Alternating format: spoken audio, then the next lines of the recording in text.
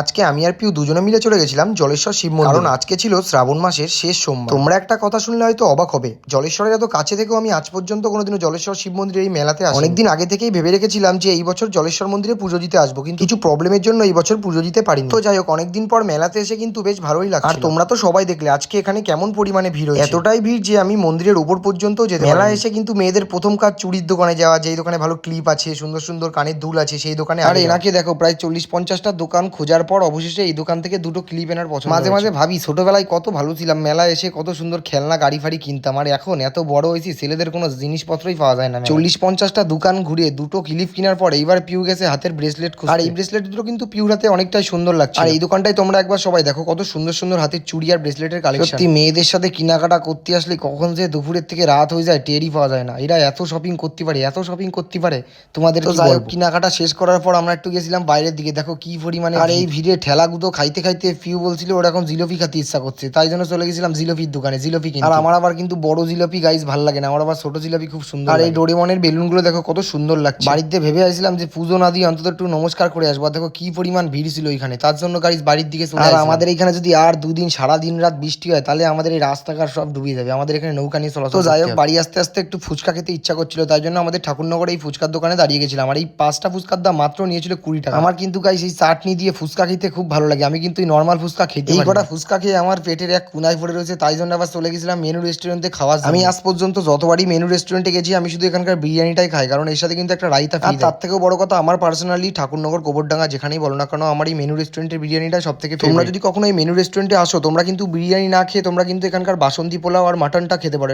ওটা কিন্তু অসাধারণ। তোমরা শুধু ভাবো আমি এই বিকেল বেলাতে কত কিছু খেয়ে ফেললাম, তারপরে আমার পেট ভরি না, তাই জন্য তারপরে আবার চলে আসলাম আমরা সবাই মিলে ক্যাফে। সারাদিন এনাম টাক খাইতে বেড়াতে যে কি ভালো লাগে তোমাদের আর কি। আর এদিকে পিউকে দেখো কুত্তার সাথে কথা বলছে, আমার কিন্তু কুত্তা গাইজ ভীষণ ভয় লাগে। আর ক্যাফে এসে কিন্তু আমরা সবাই মিলে প্রথমে 1 কাপ চা করে অর্ডার দিয়েছি। আর রিঙ্কি আবার শুধু চা খেতে পারে না, রিঙ্কির আবার বিস্কুট লাগে চায়ের সাথে খাওয়ার। আর এদিকে এত কিছু খেয়ে আসার পর আমি আবার চাউমিন অর্ডার করছি, সেটা আবার খাইতে না পারে সবার 1 প্লেট করে ভাগ করে দিই। আর চাউমিনের সাথে অর্ডার দিয়েছিলাম দুটো চিকেন উইংস, আর সাথে ছিল দুটো কোক। মাঝে মাঝে ভাবি আমার সরু পেটে কত গরু ধরে, এইটুক পেট নিয়ে আমি যে কত কিছু খেয়ে ফেলালাম, তোমরা তো সবাই দেখলে। তোমাদের কারোর বাড়ি যদি কোনো অনুষ্ঠান হয় আমারে একবার নিমন্ত্রণ করে দেখবা, এমন খাবো দ্বিতীয়বার তোমরা আমার নিমন্ত্রণ করো। আর এদিকে বাড়ি আসার সময় হয়েছিল এক বিপদ, চলন্ত ট্রেনের সামনে হঠাৎ করে চলে যাচ্ছিল একটা কুকুর। তো যাই হোক, ট্রেনের আওয়াজ শুনে পরে কুকুরটা সরে গেছিল। তো আজকের ব্লগটা এটুকুই গাইজ, দেখা হবে আবার পরের ব্লগে।